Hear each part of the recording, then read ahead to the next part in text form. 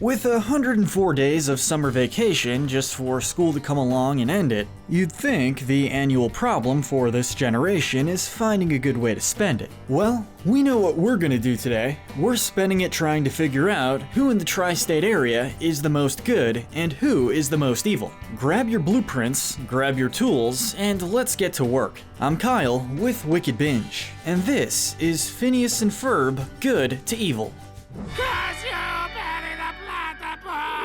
As usual, we'll begin with the most pure characters and work our way down, so let's start with the good. The gold medal for good must go to Perry the Platypus. Perry is the loyal pet of the Flynn Fletcher family, and while around the family acts like a normal platypus, where he doesn't do much. Well, he's a platypus. They don't do much. When not seen though, Perry becomes Agent P, a secret agent who works on defeating evil. Specifically, Heinz Doofenshmirtz, his evil nemesis. Perry takes first place due to him seemingly having no bad traits whatsoever. He seems to be entirely selfless, such as reversing the effects of the Uglyonator. He's been shown to be understanding, willingly working with Dr. Doofenshmirtz in the spin-off's pilot episode when he joined the agency, while being known to take his nemesis's feelings into consideration, such as helping him set up his daughter's birthday party and using a key to the door instead of just bursting through the wall. My dad put it together,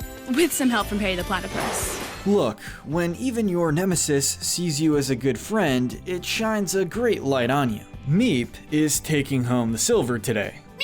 Meep is an intergalactic security agent whose job is to stop intergalactic criminals. While small in size and entirely cute, Meep has been shown to be more than capable of taking on his rival Mitch.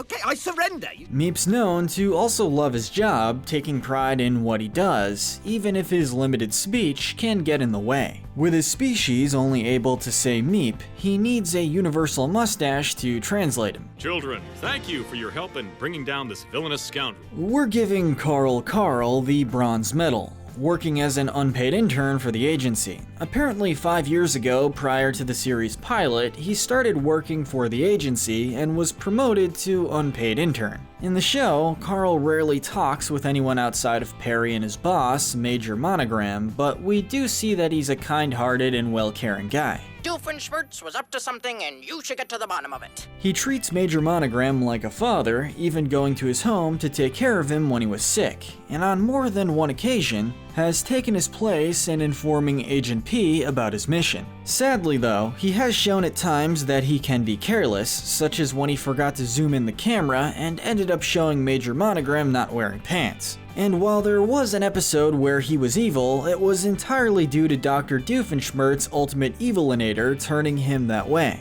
I'm going to take over the tri-state area. He was even given the title paid intern, even though the agency made it clear he wouldn't be getting paid. What exactly is he doing this for? College credit? Are we sure the agencies are the good guys? Next up, we have Phineas Flynn. One of the show's titular characters, he's an optimistic kid with a knack for engineering any kind of device he can imagine, starting each project with, "I know what we're gonna do today." Ferb, I know what we're gonna do today. Phineas seems to be a jack of all trades, being able to not only build amazing creations, but program supercomputers, repair someone else's inventions, and even manage the kids who help him build, all while having it done before dinner. While his inventions tend to be for the well-being of others, Phineas has been shown that he needs to build, otherwise he becomes stressed enough to enter a state of hysteria where he begins suggesting inventions for literally any situation, hoping to release all of his creativity and energy. You sure you don't need any robotic suction spikes up there? Makes you wonder how he acts having to sit at school all day.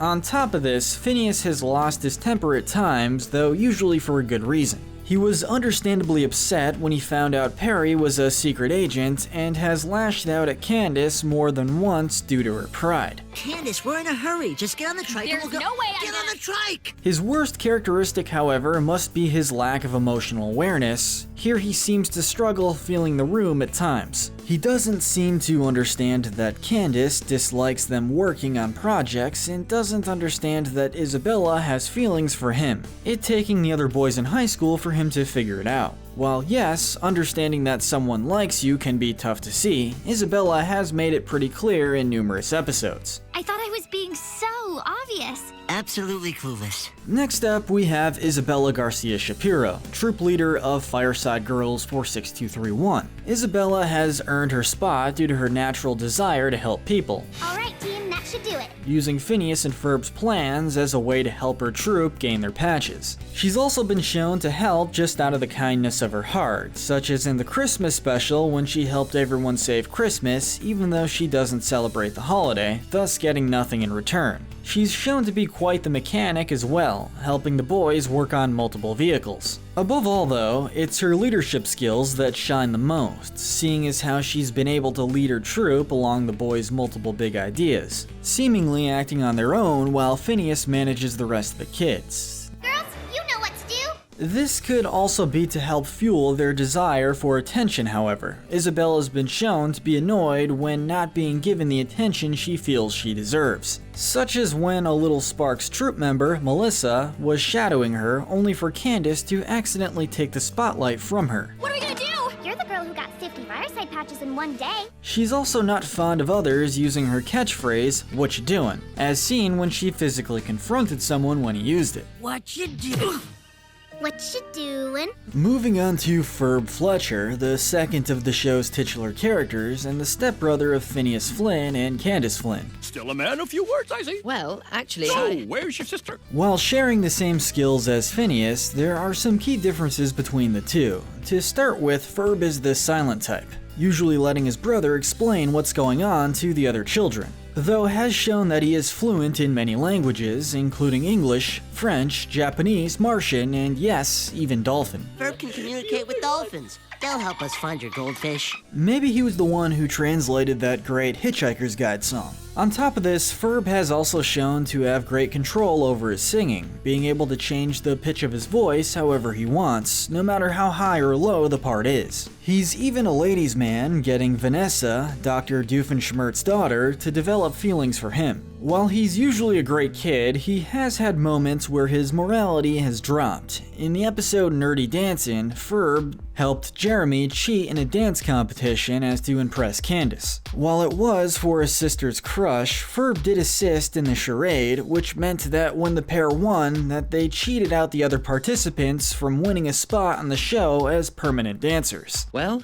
it looks like my work here is done. So while Phineas did help build the suit that led to the cheating, we have to dock a few more points from Ferb since he helped build the suit and was the one to use it. We're gonna count almost the entire group together, the Fireside Girls, specifically Fireside Troop 46231. We say almost because there are two members who won't be counted because they're being ranked on their own, Isabella and Candace. I'm joining up. Set me up, sister. The troop is usually at a location for them to earn one of their patches, and mostly just serves as a tool for explaining why some of the larger inventions are built so quickly. While not much is known about the girls individually, as a group, they show that they have dedication and faith in whoever manages them, usually Isabella. While they may not have the same knowledge on certain topics as Phineas and Ferb, their handbooks help clear up any questions they may have. Would that be electronically fuel injected?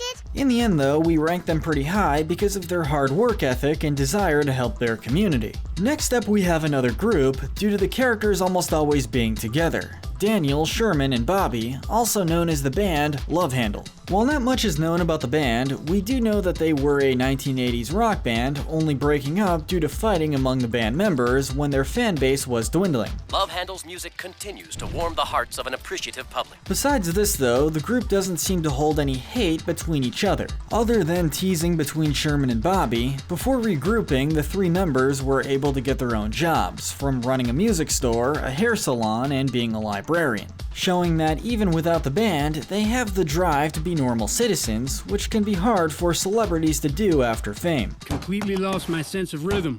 I've been hanging out here ever since. They are well-hearted people as well, as they quickly get the band back together for Lawrence and Linda's anniversary, followed by them making multiple public appearances to continue making music. While some do find their antics annoying, such as when they joined Paul, the delivery man, after he won a contest, them singing about his different actions, they didn't mean for it to be that way. We have Charlene Doofenshmirtz. Dr. Doofenshmirtz's ex-wife. To start with, Charlene is on what seems to be good terms with her ex-husband. I'm paying you way too much alimony. While she does tease him at times, she's known for being civil with him, and explaining that the only reason they divorced was due to them wanting different things in life. She says that she believes that nobody can be evil, and that Hines isn't a bad person. He's not evil, honey. No one's evil. She regularly donates to charity as well, showing that she herself is of kind nature. We have Lawrence Fletcher, Ferb's biological dad and stepfather to Phineas and Candace. Working as an archaeologist before falling in love with his future wife Linda at a love-handled concert, he's now the co-owner of Flynn Fletcher Antiques. While being a calm and well-mannered man, Lawrence has had quite a few adventures in the past, such as capturing an infamous fish feared by fishermen across the world. Might even be persuaded to tell you a few of my world-famous fishing stories. His story of this capture takes quite some time for him to tell, so we only catch glimpses of the story, such as the part where he helped John Lennon write the song All You Need Is Love. I said, John, it's great, I love the tune, but the words... When it comes to the present though, Lawrence has taken an easygoing lifestyle, as seen with how he knows about his son's inventions and even participates in them sometimes, such as in It's a Mud World, when the boys build a monster truck stadium to help their sister learn to parallel park. Okay, don't forget to buckle up. Whether this means he sees no issue with his sons working on such projects, or if he simply doesn't see the dangers in these actions, are unclear.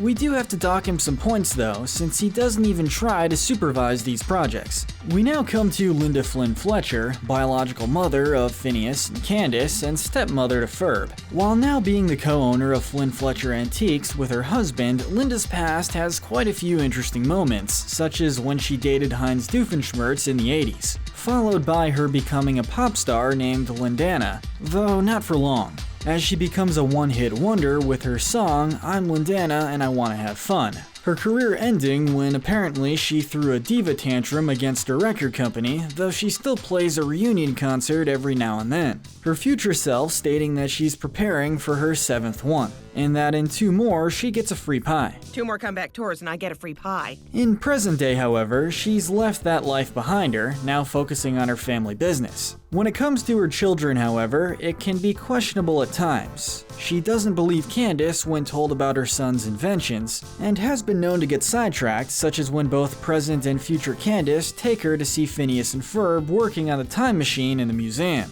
only for her to be distracted by a dinosaur bone. Oh, you missed it again! She also believes that her sons are simply using their imaginations when they talk about their day, never questioning it, especially after Candace talks about it in such a horrible way. To put it bluntly, it's pretty obvious where Phineas got his lack of awareness to others from. It seems like Linda struggles to understand the severity of a situation most of the time. It seems that almost everyone loves the guy, so why is he this low? We're talking about Roger Doofenshmirtz. First off, we won't be blaming him for anything that happened in his early years, as from what we know, those incidents were caused because of his parents, but we will give you the dirt. While he's mayor of Danville, he's actually a bit crooked when it comes down to it. This is seen in the episode The Beak, when a giant robot began to terrorize the town, only for Roger to be more worried about the blame being put on him than the safety of his citizens. Oh, this is not good, Melanie. I'll bet they'll try and pin this on me. As for his relationship with his brother, it seems that while Hines hates him, Roger sees Hines more as a scapegoat of his. This is especially seen again in The Beak, as to face his public image, he chose to let Hines take over for the time being. He's not all bad though. 20 years ago he accidentally ruined his brother's masterpiece, an art project he stayed up for 3 days doing. I've spent the last 2 decades restoring it to its former glory. Feeling so awful about it, he spent the entire time recreating the painting, though it was sadly ruined by his brother on accident. It's honestly a bit hard to rank Roger, since most of the time we see him he's in front of an audience, possibly putting on an act, though we have plenty of scenes where a selfish side shines through. It should also be noted that in the sequel series, Milo Murphy's Law, Roger is no longer the mayor of Danville, which may mean he wasn't well liked for the position. Beljeet is up next. His love of learning is shown constantly throughout the series, his desire for an A driving him to perfect multiple areas of his life. This is especially shown in the episode The Beljeetles, where Beljeet finds out his rock and roll class doesn't give out grades, which upon finding out he's shown to snap. I wasted all this time in a class without grades! This is followed by the song Gimme a Grade, where we learn that Beljeet prefers strict rules and planning, working under the man, and wants to be a productive member of society. Next up is Candace's best friend, Stacy. She's a supportive best friend and acts as a foil to Candace's stress-fueled nature. While she helps Candace try to bust her brothers, she's made it clear that she wishes Candace would stop with her obsession, due to it getting in the way of their friendship and because she actually enjoys the things the boys make. This is so rad! She's also one of the few characters on the show who knows of Perry's job as a secret agent, in which she keeps the information to herself, knowing that if the information got out, that Perry would have to be relocated. I don't want Candace and the boys to lose you, but I also do not want my mind erased. Now we have the one and only Jeremy Johnson, Candace's love interest. He seems to be the stereotypical TV teenager, working part-time at a restaurant and being in a band as the lead singer and guitarist. He's also been known to appear on some commercials, specifically one for flip-flops. I was just the foot model. You have hunky ankles. He's a laid-back guy and seems to like everyone. He especially likes Phineas and Ferb, enjoying their inventions and coming over to support them whenever he can, such as when he came to their car wash. He's also asked for their help, such as in the episode Nerdy Dancing. Sweet. Just like Phineas and Ferb, this is Jeremy's bad moment since he willingly cheated at a dancing tournament. Other than that though, Jeremy is just a normal guy. And with that said, we've wrapped up our good characters. Now it's time to head into the gray area. Vanessa Doofenshmirtz is next. Overall, she seems to be more or less just a normal teenager, especially compared to the rest of the cast. She's not building giant roller coasters or always trying to bust someone, though she has tried a few times to prove to her mother that her dad, Dr. Doofenshmirtz, is evil. He has evil schemes. It actually makes her a great foil for the rest of the cast, who tend to go to the extreme with every action. Overall though, she has shown to have her bad side, such as when she took a doll from a little girl which her father had given to her earlier that day, or when she pretended a hairdryer was a gun so she could save her father from being arrested. I'm not evil. Just get in the car before they find out this is only a hairdryer. She's also been known to help her father with some of his innators, though all of these could just be her wanting to help her dad. I'm here to pick up an order for Doofenshmirtz. Her desire to be good, however, does shine through, as in the episode Last Day of Summer, the series finale, she tells her dad that she was accepted for a position at the agency. I've been trying all day to tell him that I've been accepted by Alka's internship program. In the middle, we have perhaps the most neutral character in the entire show, Balloony. Made by Heinz Doofenshmirtz when he was a kid working at a carnival, he's just a balloon. He became my best friend in the whole world, yada yada yada. During one of the nights when Heinz had to stand outside as a garden gnome, Balloony started to fly away, with his creator being unable to catch him due to being forced to stand still. While floating in space, the poacher Mitch captured him, naming him Colin and calling him his best friend. With Heinz on board the ship, he told Balloony to come with him, only for him to stand still, you know, since he's a balloon. It's in the sequel episode though that Balloony controls a set of power armor commanding a group of Mitch's robots. While first attempting to defeat him, he has a change of heart and ends up dying, or popping, due to one of the robots. I can feel my heart popping. Later on, he's repaired by Perry using a band-aid before inflating him again, only for Norm in This Is Your Backstory to have a fake Balloony popped, only to tell Heinz that the real one popped 3 weeks ago. The real Balloony popped 3 weeks ago. Sorry everyone, but the biggest fan of Phineas and Ferb goes right here. Irving is one of the kids of the group, though not because of being invited. I'm Irving. I'm your biggest fan. Irving gets this spot due to forcing himself into situations with the other kids, mostly whenever Phineas and Ferb are working on a project. The boys don't seem to see him as a friend, as in the episode What Do I Do, Phineas addresses everyone who's there, saying friends, bullies, Irving. Friends, bullies, Irving. He's even hopped into Linda's car when the friends were on a trip, basically inviting himself. This obsession with the brothers has taken over his life and is the reason he is this low. Can we talk about all these pictures?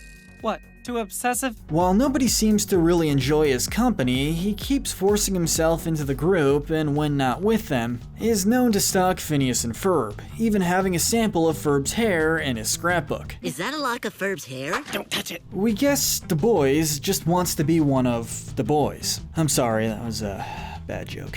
We now come down to Major Francis Monogram, commanding officer to Agent P. Good morning, Agent P. The evil Dr. Doofenshmirtz is up to his old tricks. While he usually is just shown giving Perry his next assignment, Major Monogram possibly dislikes his job. In the past, he wanted to be an acrobat, though he was forced to follow in his father's footsteps. He pressured me into following in his footsteps. This may help explain his reliance on his assistant Carl, with how he's shown to be incompetent with the agency's new technology and not listening to others' recommendations. He constantly belittles Carl, either insulting him or seeming to not care about what he has to say, even giving him a Christmas present that was just a signed picture of himself. Need to show more initiative. Even though the two seem to have a strange father-son relationship in some episodes, Major Monogram makes it clear that he does not see Carl as his son, telling him this personally. You're so unlike the son that I did have. Seeing as how Major Monogram rarely deals with characters outside of Carl and Perry, it's hard to see much glamour in the character. Carl, my arm is getting tired and he won't salute back. And now we finally head into the bad and the evil. Starting out with the local bully, Buford. Phineas suspects that his bullying is due to boredom. This is denied, however, in the episode Voyage to the Bottom of Buford, where we find out that he actually only started bullying when another bully was about to eat his goldfish. After that, I became the bully, and I wasn't afraid of anything. This may mean that his bullying is just a defensive measurement of his, so that he can't be bullied himself. It may also be that he just doesn't know how to interact with the other kids, so he may just use bullying as his way to show his emotions. This is mostly shown through his love-hate relationship with Belgie. You saved my nerd! While Buford bullies him still, the two are shown to hang out and act like friends, helping each other out. You just want to bully someone you love. Buford is willing to tell him some of his secrets and even helps him out in some situations, such as being in his band for his rock and roll class, and helping him get out of a tree by showing off his calculator and favorite math problems. Look, it's your favorite calculator and some math problem. All in all, Buford may be a bad guy, but he may want to be better, landing him as the lowest on the bad list. There's being upfront about being a bully, then there's manipulation to bully people. That form is mastered by Susie Johnson. She's a manipulative little girl who uses her cuteness to manipulate people, and when that doesn't work, she goes for her scare tactics. This is best shown with her time tormenting Candace, who she sees as a rival for Jeremy's affection. When Candace came to Jeremy's house, she used a toy truck to send Candace into mud and send her dog to attack her. She's trying to get rid of me! Can't you see? I can't take it! She's been nice to Candace also though, specifically when Jeremy isn't around, saying she's off the clock. Making you look bad is just one of the ways I control Jeremy. If he's not here, I'm off the clock. Of course, when Jeremy came back, she immediately went back to tormenting Candace. She uses her age and appearance as a mask for her awful nature, purposefully trying to scare off anyone who may get in the way of her brother's affection for her. Candace Flynn, older sister to Phineas and Ferb, is next on our list. I am telling Mom right now! If we had to describe Candace with one word, it would have to be obsessed. Don't you have stuff of your own to do before school starts? Yeah, bless the boy! If we had to describe her with many words, it would be the following. Candace's life seems to be fueled by two things: busting her brothers and love for her crush, Jeremy Johnson. Wait! Hold that thought! I'll be right back! Mom! Backyard! Now biosphere! When it comes to her brothers, she is seen more times than not trying to bust them, which seems to simply mean showing off what they've built or done to their mother, which never actually happens, if we don't count Candace changing the timeline. What is it? What do you want me to see? Now, you may be asking, what is her end goal for this? We don't know. We're not even sure if she knows. Counting timeline shenanigans though, she has busted them before. Well, future Candace anyways. In the episode Phineas and Ferb's Quantum Boogaloo, great name by the way, future Candace uses a time machine to go back and bust her brothers. It's horribly unsafe and dangerous! What ends up happening is that the boys end up getting in trouble for their reckless behavior, followed by parents becoming furious and banning creativity, which led to them child-proofing children. This child-proofing involves each child being placed into a metal prison where they are not allowed to move whatsoever, only to be released when they are adults. To make matters worse, Dr. Doofenshmirtz is the one who leads this society, and we've seen plenty of what his rule leads to. Lab coats must be worn at all times. While future Candace did eventually fix the timeline, she's the one who broke it to begin with. If that doesn't convince you about why she's so low, then how about almost destroying reality? In the series finale, Candace ends up causing the last day of summer to be on repeat, and each time it resets, a bit of the beginning and end are cut off, meaning that with enough time, the day would become nothing. Today is exactly the same as yesterday. It's repeating! So Candace scores this low due to her timeline shenanigans ruining one timeline and dooming another. But who are Phineas and Ferb? We now come to Dr. Doofenshmirtz's assistant, Norm. My name is Norm. Once built in the image of the ideal man, meant to destroy Agent P, he grew across the show's episodes, becoming an assistant to Doofenshmirtz. While laying out his early actions as hard, due to his limited self-awareness, Norm grows as an AI and begins to have his own thoughts and feelings. These can be seen in episodes such as Nerdy Dancin', where he insults Dr. Doofenshmirtz due to his plans always failing, or the multiple times he's been shown to desire a wife, whether it be another robot or made out of blueberry raspberry popsicle sticks. You could finish building me a bride out of icicle pop sticks like you promised. He's also been shown to be able to do good, such as when Dr. Doofenshmirtz orders him to help Agent P get a disc back. This may mean that he's not inherently evil, just programmed to follow his creator's orders, which helps back up that he's not really the one to blame for his actions. Uh-oh, someone forgot to replace the oil cap. In the end though, while he does help out with the Doctor's evil schemes, he's essentially Dr. Doofenshmirtz Carl,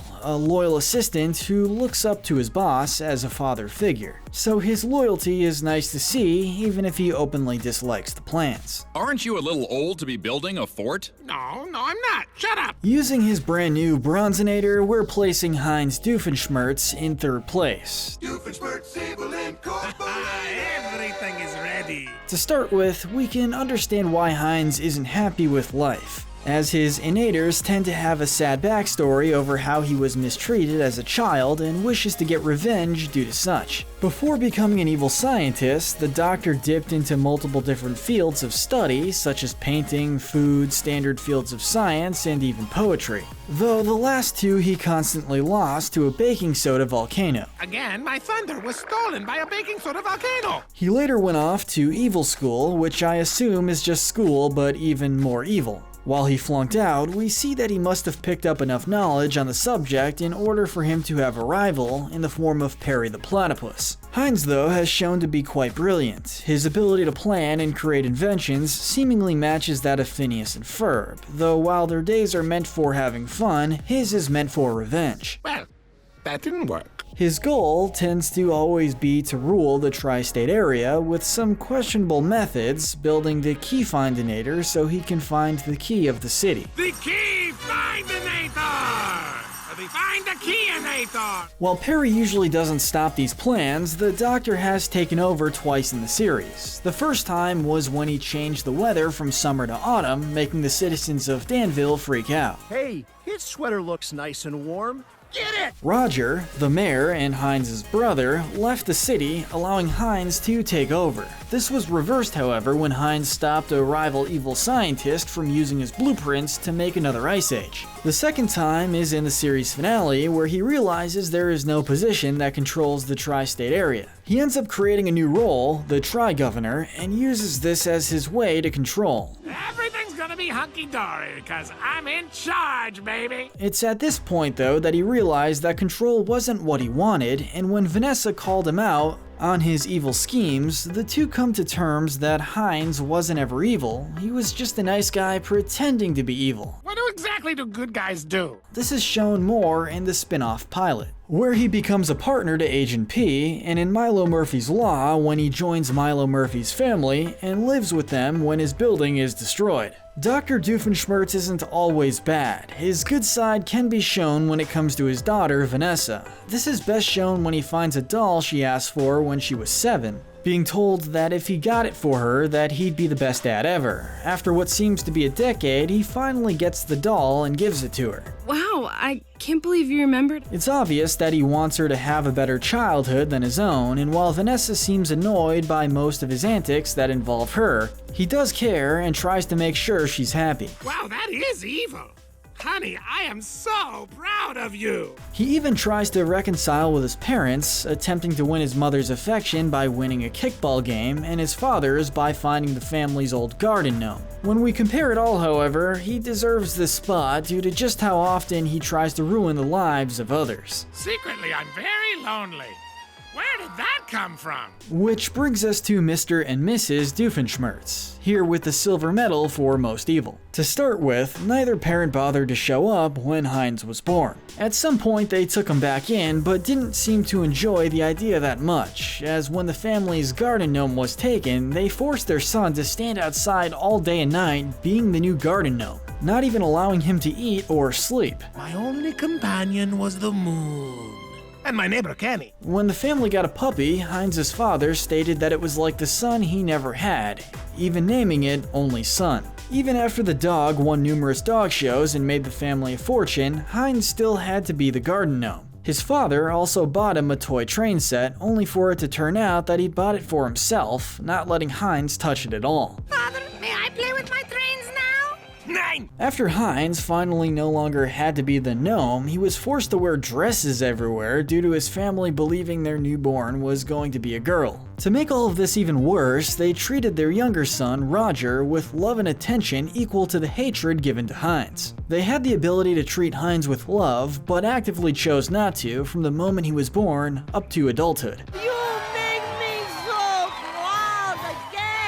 Heck, the only reason Heinz is even in America is due to them lying to him, and them cheering as the boat holding their son sailed off. Mitch, or Big Mitch to his friends, is an intergalactic criminal and the rival to Meep, and the recipient of the gold medal of Most Evil. Mitch, and some of the guys call me Big Mitch. Using a robotic suit of armor, Mitch lives as a poacher traveling across the galaxy to kidnap different rare creatures to place on a ship within different habitats. And we do know that he knows what he does is wrong, as when he's called a zookeeper, he shoots it down, as that sort of legitimizes his actions. You're a poacher!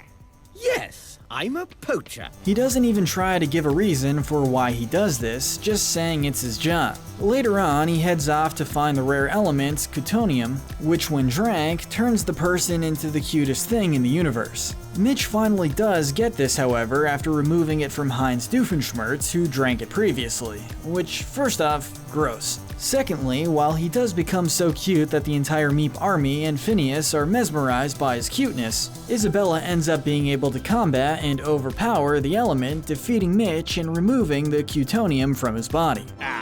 Whether this means that the effects were weakened due to Mr. Doofenshmirtz drinking it first, or if Mitch was simply not cute enough to begin with, isn't explained, however. Mitch does though seem to have at least a likable side, as he talks about how his friends call him Big Mitch. This is even confirmed in the theme song. Oh, did we not say that part? Yeah, Mitch has an evil theme song. If that doesn't tell you how evil he is, then we don't know what to tell you.